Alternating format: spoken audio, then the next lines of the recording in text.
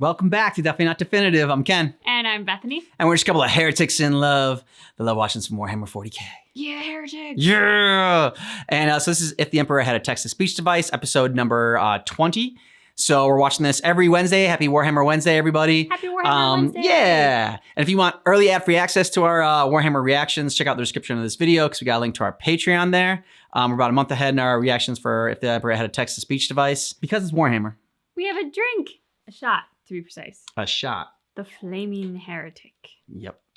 Boom. There's a little blue flame. Hopefully you can see it. Cheers. Cheers.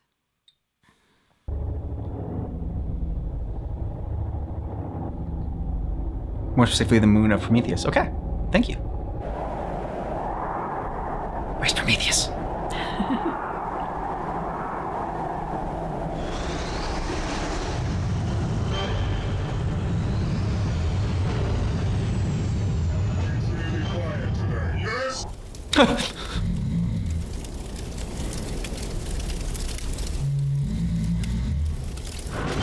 Is he on like an anvil, like cook himself?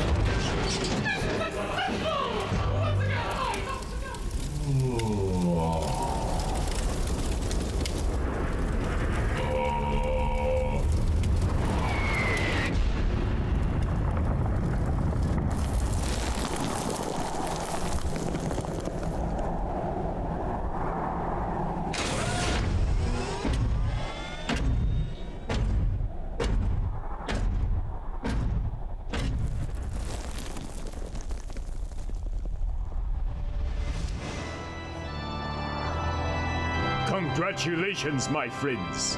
Through the power of friendship, you have found all the artifacts. And now I have returned to bring peace and friendship to the entire Imperium. Nice. No matter what the voices in my head say. Okay, this doesn't sound like Warhammer. Shut your nut face, Sprain Ghost Ferris. You are not friend. Yes! I did it! I am best forge, father!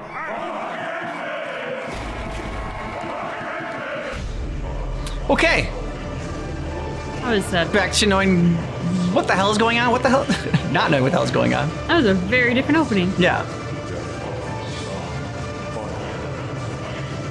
We are one.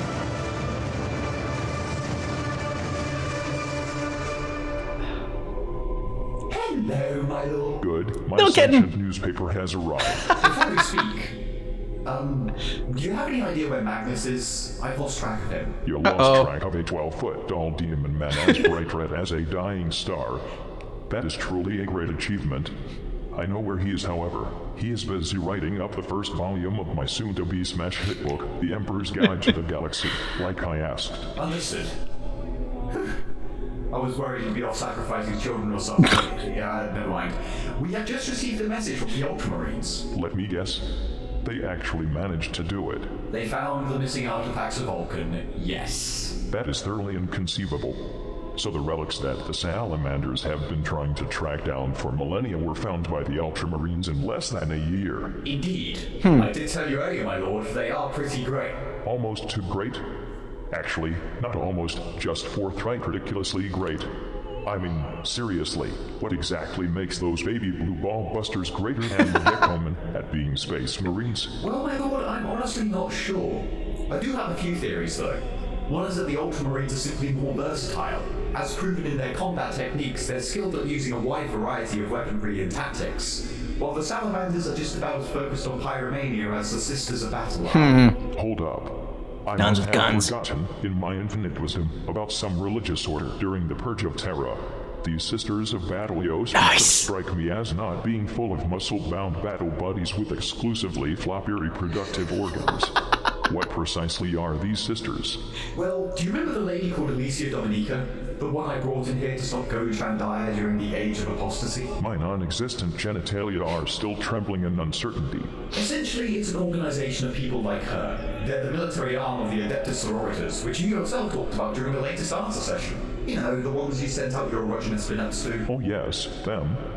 That scarcely sounds so grievous after all, seeing as they eliminated that person with the most evil-sounding name I have ever heard. I am most certain they are sensible and rational people. Yeah, sensible and rational, yes, those are Words. For purposes, if someone would try to prank call me in the future for unspecified reasons, I will be most happy to hear about them later. Ah, damn it. Back to the topic. Any other ideas about why the Ultramicroonists are doing the heavier work? Well, my second theory, while it may be subjective, is that I'm fairly sure blue is generally a better color than green. You know how orcs lose most of the time? Maybe there is a connection. First off, that is fucking stupid. The fact that gold exists makes every other color equally inferior. Secondly, before you go on complaining about the Salamander's scheme, you should see their original paint job. Did someone say fermented crocs waste over them? It did not fly well with the Mechanicus because of how many seizures the paint job prompted, so they went fuck it and slapped a plain coat of green over them instead. Continuing on to my third point, while still speaking about colors, the salamanders generally While make still your regular speaking about civilians and colours. whatnot more worried because they are all black. What? Their skin color is black, my lord. They look very unnatural and quite frightening. That statement would be so damn hysterical if it did not make me cry tears of pure disappointment from my skull. What do you mean, my lord? Yo, and by extension most likely the rest of the Imperium, have gone back to the ideals of ancient times, when people bounced around and inanely judged each other's characters solely upon the hue of their epidermis. What? This Like the way they said that exactly you have your why epidermis. regular humans cannot be left unchecked for a single fucking second before they start blaming and beliming each other. I keep on trying to make humanity function on its own, but it just will not But stop. my lord, I think... Actually, I am going to act like a brain-dead fucking mortal now to... Oh boy. I have not seen what sort of coloration you have underneath that golden mirror you call a suit of armor in over 10,000 years. Let me see what kind of pigment your corporeal container has, and I will figuratively pour acid salt all over it. Oh! I'm so confused, my lord. Why are your eyes lighting up in the same fashion? Wait, what the heck are you doing now? Oh!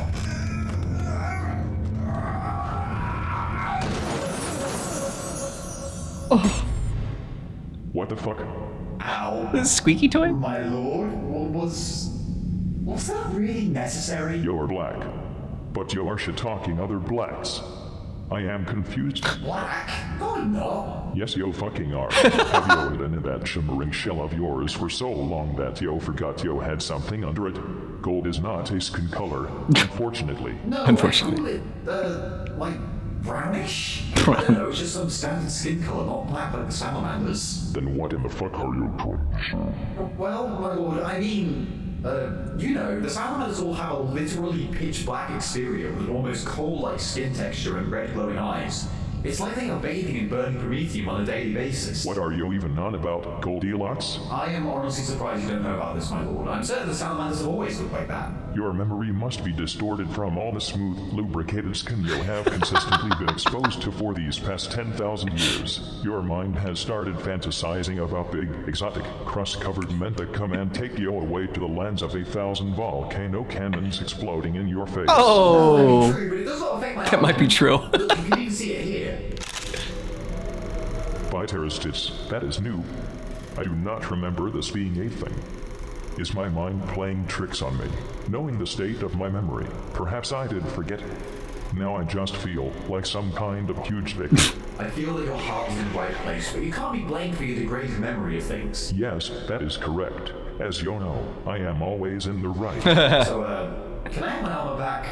I fear the other custodians will come and lubricate my revealed parts and start patting my chest like muscular bongos and...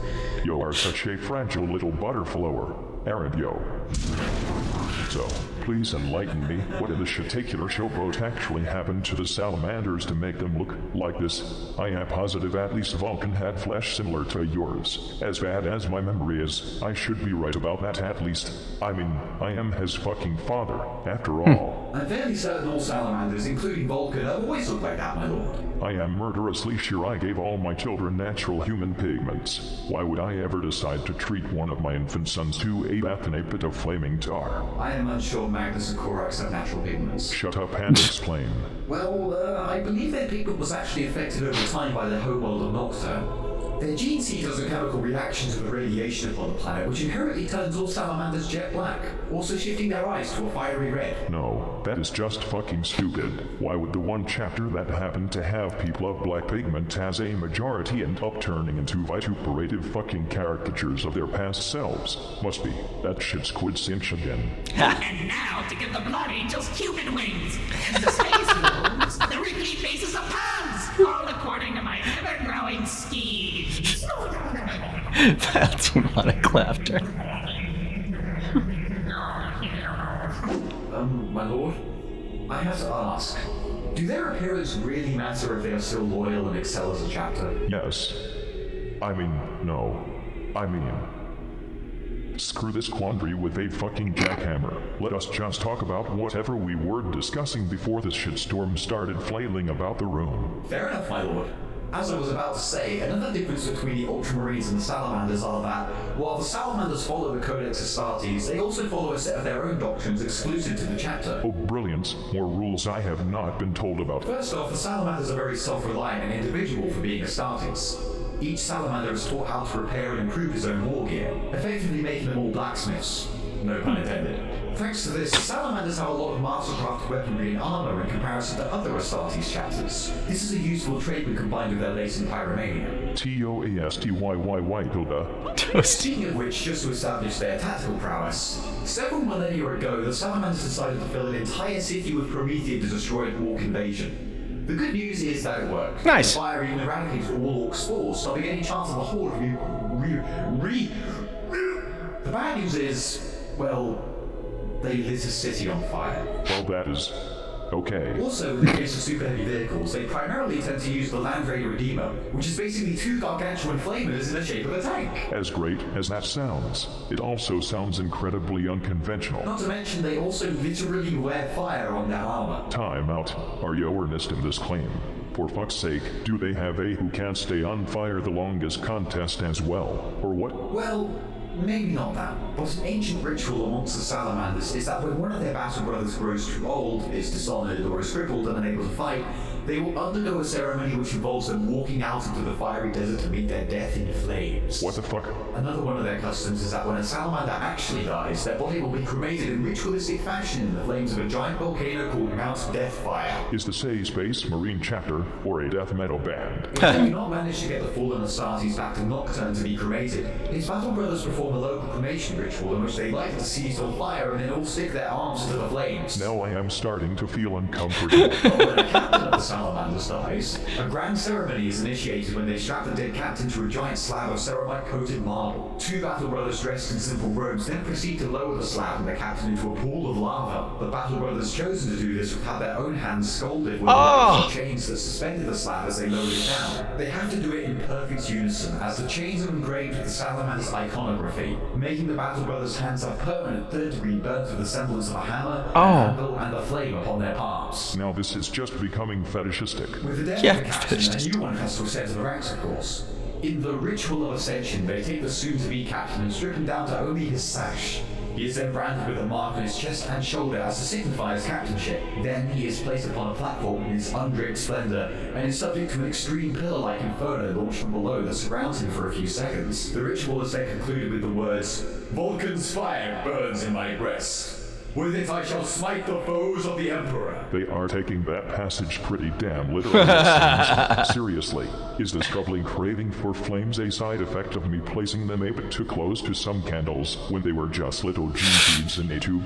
Why do so many of my sons have such revolting compulsions? Oh, my lord, it's not your fault. That is definitely correct. I never do anything wrong ever. Well, anyway, even if they have such a blatant fixation with fire, they are still one of your finest. They are a chapter that, despite their imposing looks, do an outstanding job caring for and protecting civilians, often acting as nice rear guard in guys. several confrontations. That must go superbly for them considering their specialization with such short-range weaponry. The population is always grateful for it. One instance was that during the Second War of Armageddon, when all the chapters involved were waging war on all different fronts, the Salamanders picked up the dangerously neglected task of handling supplies, escorting refugees, and helping the defenseless. In the battles upon the planet of Armageddon, the Salamanders fought for the planet's people and generally frowned upon the notion that the populace of the Imperium were of no worth. These ideals are actually so strongly held by the Salamanders that their chapter master, Tushan, came blows with the first captain of a chapter known as the Marines Malevolent. The captain had early bombarded a refugee camp that had been ambushed by orcs. He said that he didn't have time to waste on saving the civilians. This greatly angered Tushan and made the Marines Malevolent generally seem like total ass clowns. Those Marines Malevolent seem to be suffering from GOG Evandire syndrome. Seriously, who in their right mind openly names their chapter Malevolent? Nobody. The Marines Malevolent don't seem to have anything right about them. Even their color scheme seems rather obnoxious. It is like they took the Salamander's previous color scheme and removed everything even remotely good about it. I will have to pencil in a virus bombing upon this abomination. On a side note, it is a good thing Yo inserted the cement visualizer into the golden throne. It makes exposition much easier. Either way, I hope you do see how the Salamanders are still one of your finest in this regard.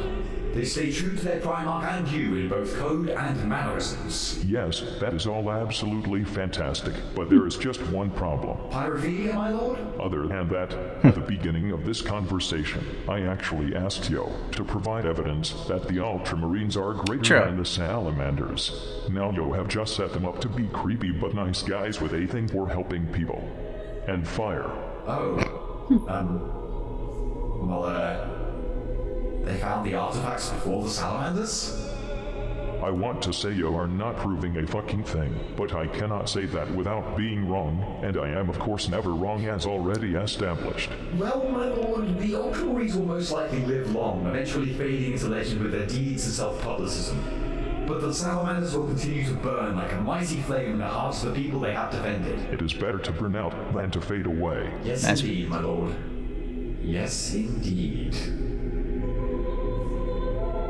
Seriously though, next time I meet Vulcan I am going to tell him to take his sons on a field trip to a freezing cold ice planet for a couple of years so they can reorient their fucking perspective. Life's not all fire and flames, am I right, my lord?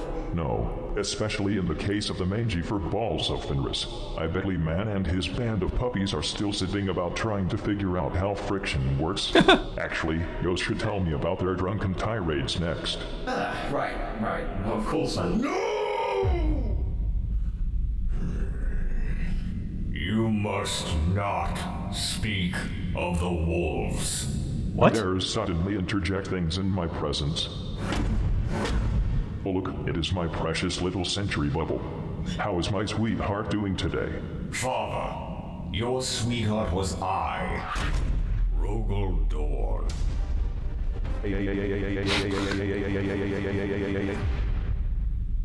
Ooh, nice. Ooh.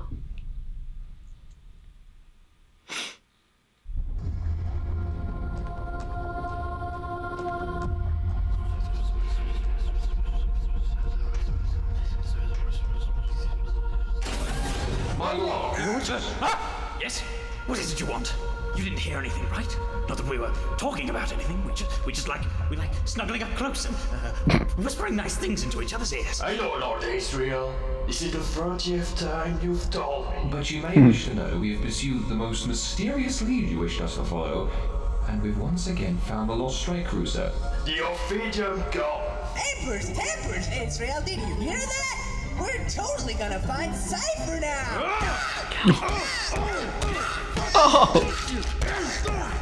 Oh god.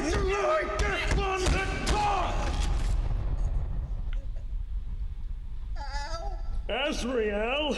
There's blood all over the floor now.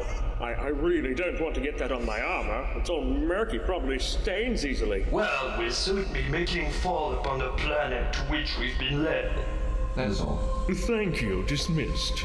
Oh, remember to close the door, but not too harshly. Yes, Lord Belial. I won't close the automatic door too harshly. Did he just mouth me? Brothers, we're in some deep shit now. If we don't find Cypher, the Inquisition will be after us for sure. They'll start noticing that one of their Inquisitors are missing. Hey, we're not Supreme Grandmaster. We've hidden the corpse of that stupid Inquisitor in a place where no one will find him. Hacked up in small dried up bits, put it into small packages, and donated his food rations to the death corpse of Creed. Do those Creek fellows even eat? I don't know! Don't have time for this, Asmodai! Cypher and the Fallen are escaping further away from us the longer we linger. We have to... Excuse me, my lord. Ah! No, you heard nothing. I mean, yes, you heard something, but it was certainly nothing suspicious and secretly heretical. I'm sorry to disturb you again, but we have discovered sentient activity upon the planet's surface. What? No! I mean, yes! What is it? This guy over here. Appears to be the Adeptus Mechanicus, my lord. The Adeptus Mechanicus arrived on the planet before us? Oh, this is such a shameful moment. I'm totally useless. Nobody loves me. This can only mean one thing! One terrifying thing! The Adeptus Mechanicus is working for the Fallen! Dun dun dun. My lord, what are the Fallen? Make him repent, Asmodai. All right, so I guess that's going to be what season 3 is going to be about. This one we got back to some more lore bombs. It was nice getting more information about the salamanders. Kind of like the only thing we knew about them was that they were like the nice guys, like in Warhammer 40k. Like out of all the different factions, they were the one people that were actually like kind to regular people. It sounds like the wolves are going to be focused in the next season, just based on how this one wrapped up, which is good. I want to learn more about the wolves. They were a faction that I remember liking when we were talking about the different factions, but that was quite a bit ago, and so I don't totally remember what their specialties were. So it'll be cool to dive into that more in the next season and learn more about how they deal with it in this world of text-to-speech device. So this was a bit of a revealing episode for Little Kitten. Yes, it was. It's a lot more of Little Kitten than we had before. Yes, and oily too. I do like that commentary that the Emperor makes for the Custodes, and then of course for Little Kitten. And we were watching something the other day when I commented. Mortal Kombat. That's what it was, on how they the were original Mortal Kombat. The 90s version, and they're like all oiled up whenever Liu Kang takes his shirt off. So yeah, we were like this is like the Custodes in If the Emperor Had a Text-to-Speech Device. Yep. Let us know what you thought about this down below in the comments, and if you want all of our If the Emperor Had a Text-to-Speech Device and Warhammer 40k reactions, check out the description of this video. We got a playlist there for you, as well as links to our Patreon, get early free access to our reactions. We're about a month ahead in our reactions for If the Emperor Had a Text-to-Speech Device. Thanks so much for checking out our reaction for episode number 20, but just keep in mind that our reaction is definitely not definitive.